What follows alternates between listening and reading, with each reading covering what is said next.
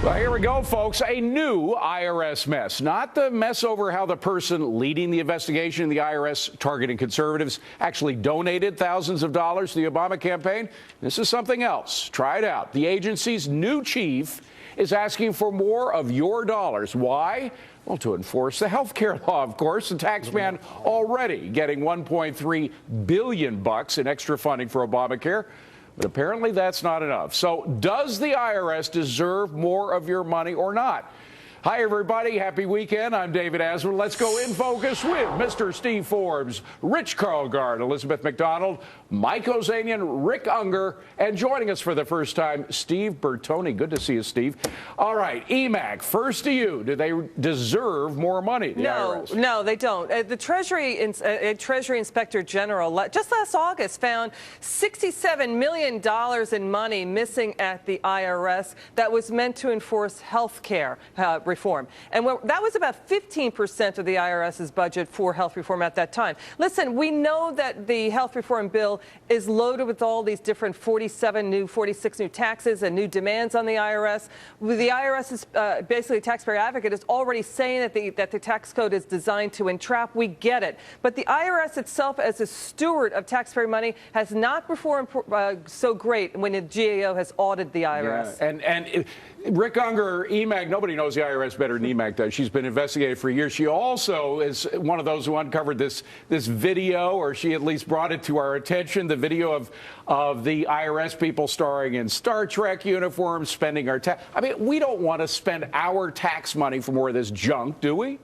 No, but I think that's really kind of getting off the point. I think we need to be a little more fair and balanced here. Yes, part of this money that they're asking for will go to the job Congress gave them, which is enforcing the health care law. But that's not the sole reason. Congress has been cutting the IRS budget for years. We all know this. And it's been a terrific way for the Republican-controlled House to make it harder for them to collect. It has not been cutting the budget for the IRS for Liz, years. let me finish my point. Well, you have to be fair and balanced with your facts, and your facts are wrong. But go ahead. Really? They haven't been cutting the budget? They have not. They've been increasing it, but go ahead. Well, I disagree. They have, in fact, been cutting the budget. No, they haven't. And go ahead, Rick. And we all know why. So that's number one. You have to have money to collect money. And we asked them to go out there and do this job. Look, they didn't decide to go out and enforce health care. This is the role Congress gave them. It costs money. So to take shots at the health care reform law through this completely belies the point, and I just don't get the value of it. But Steve Forbes, the point is that this is an agency which very recently has been found, or at least accused, of using its power for political purposes. Of course, the investigator of that, we don't know if we'll ever get to the bottom of it, because she is a Obama donor big time. So, again, there are just too many questions about this agency before we go about funding it more. Yeah, they should have set up a new agency if they're going to set up a new law. And by the way, David, what's for the IRS to enforce? Every day the administration keeps changing the law willy-nilly. And the idea that if you give the IRS more money, they're going to collect more money, that's like the multiplier effect of those laws that they passed a couple of years ago, spending our money because they said $1 from government money meant $2 for the economy. No multiplier effect. It's a waste of money. Get a new agency, start over. And Steve Bertoni, it's not just a revenue enhancer, as the new IRS commissioner calls it. It is an enforcer. This is an enforcement agency, and you judge an agency on the basis of whether it's doing good work or not. And a lot of Americans would say it's not. The thing is, the IRS is the government revenue engine. I mean, it's a revenue maker. Everything else is a revenue taker. And if they can prove that they can, if more money, they can get a better return on that investment and make money for this government, I think we give it a shot. There's a new commissioner. They have to, cleaning up the problems they had with everything last year. It's a fresh start. Let's give them the money to do their job and make more money for the government. But, Mike, we have seen how it has used that money improperly, not just for the Star Trek video, but, again, for political purposes, or at least, again, that's what it's accused of doing. And there's a lot of evidence to point that out. Well, I find this whole notion of absurd of why they want money. Basically, what they're saying is we want to take more money from taxpayers to fund an agency that's going to then use that money to take even more money from taxpayers to fund a law that most taxpayers don't want. The whole thing is absurd. Rich Carlgard, is it a reasonable request or not from the new commissioner? You know, I have some sympathy for the new commissioner. He's tasked by Congress, as Rick Unger pointed out, to do these things. The problem isn't the new commissioner. The problem is the complexity of the tax code and the complexity and ever-changing nature of Obamacare. That is the outrage. As Steve Forbes likes to point out, the federal tax code is the length of 7 or 8 holy Bibles. Nobody knows what's really in it. Every time you fill out your tax return, you don't know if you're breaking the law. And if we absolutely need radical tax simplification, preferably a flat rate tax, and then we wouldn't have these budget debates. Emac, there's another issue here. And didn't the IRS advocate, there is a taxpayer advocate, didn't she say that, in fact, it's become an entrapment agency? Yeah, And there's something wrong with that? She said the tax code is now designed to entrap. That's right.